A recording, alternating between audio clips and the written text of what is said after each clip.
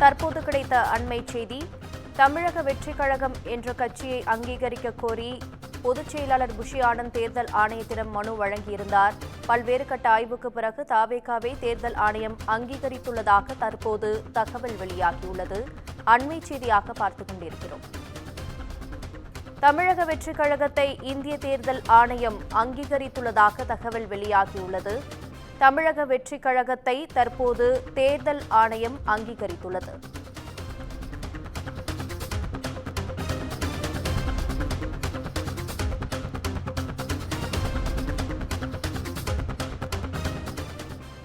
இதுகுறித்த கூடுதல் விவரங்களை எமது தலைமை செய்தியாளர் சிவா வழங்க கேட்கலாம்.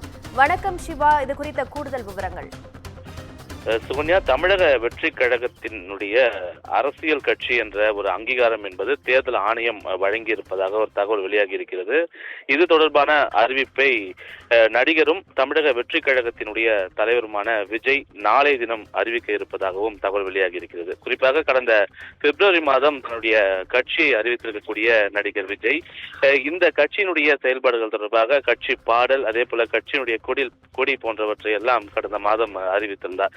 இந்த நிலையில மாநாடு தொடர்பான ஒரு அனுமதியும் ஏற்கனவே விழுப்புரம் காவல் நிலையத்தில் கேட்கப்பட்டிருக்கக்கூடிய ஒரு சூழல்ல நாளைய தினம் ஒரு முக்கிய அறிவிப்பை நடிகர் விஜய் வெளியிடப் போகிறார் என்ற ஒரு தகவல் என்பது பரவலாக வெளிவந்த நிலையில அது என்ன மாதிரியான தகவல் என்பதை தற்போதைய ஒரு எதிர்பார்ப்பாக இருந்தது. இந்த நிலையில் தான் நமக்கு கிடைத்திருக்கக்கூடிய ஒரு புதிய தகவல் என்படி தேர்தல் ஆணையம் தமிழக வெற்றி கழகத்தை ஒரு அரசியல் கட்சியாக தற்போது அங்கீகரித்திருப்பதாகவே தாவேகாவினுடைய வட்டாரங்கள் தெரிவித்திருக்கின்றன. எனவே இது தொடர்பான அறிவிப்பை நாளை தினம் ஒரு வீடியோவாக வெளியிட்டு தமிழக வெற்றி கழகத்தினுடைய நிர்வாகிகள் மத்தியில் ஒரு மகிழ்ச்சியான ஒரு செய்தியை பகிர்ந்து கொள்ள இருப்பதாக விஜய் தரப்பிலிருந்தும் தகவல் வெளியாகி இருக்கிறது. அதோடு மட்டுமல்லாமல் ஏற்கனவே 23ஆம் தேதி மாநாடு நடத்தப்படுவதற்கான அனுமதி கோரி கடிதம் வழங்கியிருக்கக்கூடிய நிலையில் மாநாடு நடத்துவதில் தற்போது வரை சிக்கல் இருப்பதாகவே தகவல் இருக்கிறது.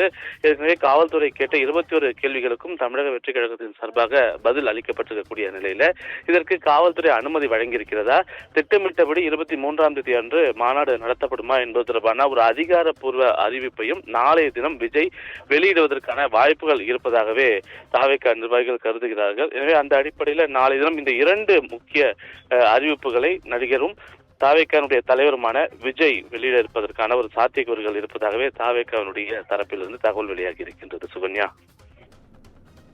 உங்கள் விவரங்களுக்கு நன்றி சிவா.